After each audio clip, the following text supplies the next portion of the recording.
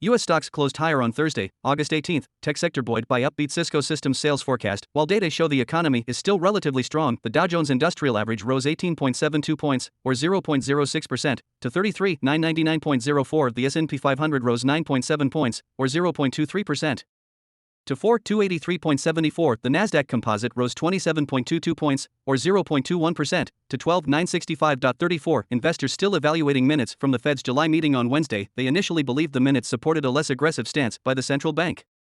But the meeting minutes did not clearly indicate the pace of interest rate hikes and show policymakers are committed to raising interest rates to curb inflation. Rick Meckler, partner at Cherry Lane Investments in New Vernon, New Jersey. We're at a point where people are trying to judge whether the inevitable higher interest rates will kill the market's upside. There are indeed two camps at the moment. One thinks the worst is over and continues to buy these sell-offs, and it feels worse yet ahead. Some kind of bear market rally like this is going to pull back. Traders see more chance of a 50 bps rise in borrowing costs in September instead of a third rise of 75 basis points. At the same time, Cisco's stock rose 5.8%.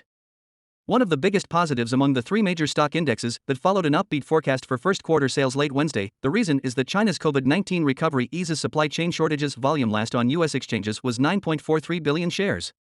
Lowest this year. Supporting the Fed may require a more hawkish view. Thursday's data showed strong momentum in the U.S. economy. The Philadelphia Fed's monthly manufacturing index rose to 6.2 this month from minus 12.3 in July, beats all 30 expectations in a survey of economists. Also, a series of Fed officials said on Thursday, Fed needs to keep raising borrowing costs to control high inflation. Although they debate the speed and height of the rate hike so far this year, the Fed has raised its benchmark rate by 225 basis points.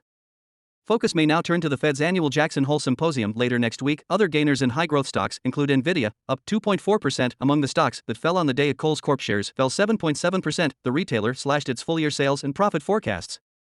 Target Corp fell 1.3%, extends losses amid reported 90% drop in quarterly earnings on Wednesday. After a brutal beginning of the year, since mid-June, the stock market has risen. Part of the reason is earnings optimism, advancing issues outnumbered declining ones on the NYSE by a 1.36 to 1 ratio. A 1.18 to 1 ratio favors gainers on the Nasdaq.